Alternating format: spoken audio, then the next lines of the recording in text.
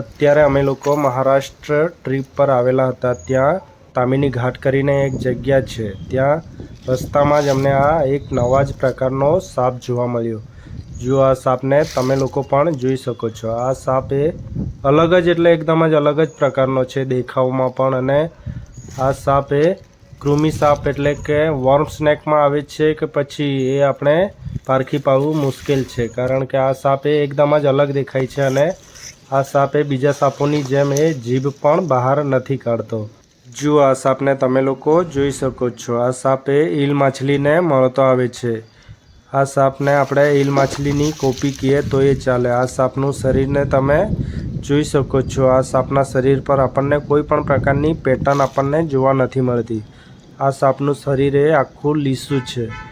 અત્યારે આ સાપ વિશે આપણને કોઈ પણ પ્રકારની જાણકારી નથી, એટલા માટે આ સાપને આપણે એમની મેળે એમ જ જવા દઈએ।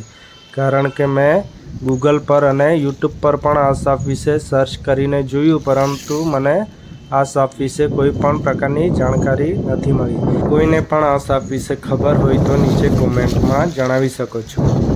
ચાલો તો આ વિડીયો ગમ્યો હોય તો વિડીયોને લાઈક કરી દેજો અને ચેનલને સબસ્ક્રાઈબ કરી દેજો। ફરી મળીશું આવા જ નેક્સ્ટ વિડીયોમાં। જય હિન્દ, જય ભારત। અને હા, આ વિડીયોને વધુને વધુ શેર કરજો, જેથી આપણે આ સાપ વિશે આપણે જાણી શકીએ। ચાલે ला मिळा मी जारी निघता पावनी पासा।